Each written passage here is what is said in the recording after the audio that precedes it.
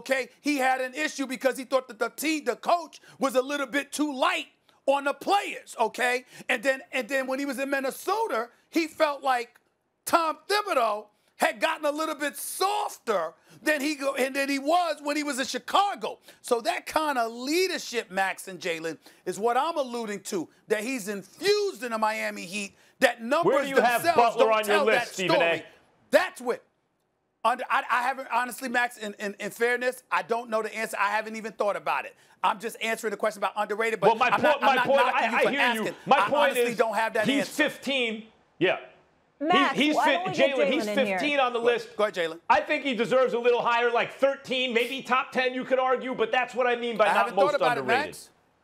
I haven't thought about it. You can't underestimate what the term underrated actually applies to. Kawhi Leonard doesn't fit the category because he's an MVP level player, and Steph Curry doesn't fit the criteria because he's not an all-star level player. I have Jimmy Butler ranked between 10 and 15. The true answer to this question used to be Dame Lillard until he shot down the Oklahoma City Thunder and broke up their squad, and to the point where they traded Russell Westbrook and Paul George in the same offseason. A guy that was playing in the West, leading his team to the playoffs every year, and continued to stay with the Portland Trail Blazers. Jimmy Butler has now ascended to that for me. A top 4 seed in the East, as Stephen A. mentioned. Miami continues to outplay expectations, and it's not only about the numbers with Jimmy Butler. How about this? When he left the Bulls, they got worse. That's an absolute fact. When he left Minnesota, they got worse. When he left the Sixers, they got worse. Who would have thought Jimmy Butler was going to leave Joel Embiid and Ben Simmons, go to Miami, team with Bam Adebayo, he become an all-star in his first year. Duncan Robinson makes the three-point contest. Jones Jr. wins the dunk contest, and they're in the thick of things in his first year. Jimmy Butler is the answer to this question. Well, I mean, I don't know that if just because you're perceived as among the MVP candidates, you can't be underrated. Again, show me someone else who has Kawhi number 1. I have him number 1. He just won the Finals MVP. It's the second time he won it, by the way. He proved under pressure he was better than Giannis, who was the regular season MVP, and everyone else for that matter. So I think Kawhi does qualify. But if you want to go just all-star caliber, can't be a role player, can't be MVP, all-star guy who's underrated, I would take Butler's teammate from last year, Ben Simmons, right now. Ben Simmons, guys, is a top 15 player in my estimation.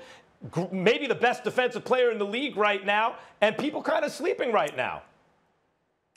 Molly, the answer to the question is that Jalen Rose is right. Jalen Rose is right. I'm right. Max is wrong. Let's move on to the next subject. We ain't going to listen to Max try to make excuses and come up with different plays. Judge. He said before somebody else. You wrapped that up very Jalen's nicely. right. Stephen A's right. Max is wrong. You must Let's have learned go. those skills hosting your NBA basketball show. All right, Jalen, I mentioned this earlier. Obviously, it's a really big day for you. I know how much this means to you. After 9 years, Jalen and Jacoby goes from popping the trunk to being on ESPN. You debuted today at 4 Eastern. So happy for you. I know one of the subjects, yes. Put in about a decade, blood, sweat, and tears. So it's well deserved. It's much deserved. It's a great show. Jalen, one of the things you're going to talk about is obviously The Last Dance. You and Jacoby have been doing a podcast breaking it down every week. I asked Max and Stephen A. this earlier. What was your biggest takeaway from episodes 7 and 8? The miseducation of Scottie Pippen and how his relationship was so very complex with the Chicago Bulls, Max, Molly, and Stephen A., that it drove him to be out of character when they didn't take care of him. As somebody that was on the Dream Team, one of the top 50 players of all time, has 6 championship rings, we just dismiss Scottie, and I'm talking about for public consumption as a player. I clearly don't, and he's a friend of mine, and I love him. It ain't just start with this documentary.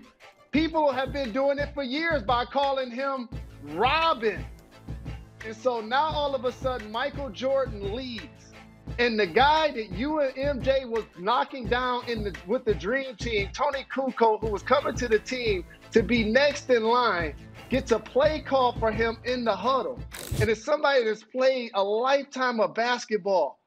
The thing that worked against him is that he didn't learn yet to trust Phil. But Michael did. They had a better relationship. He makes the shot.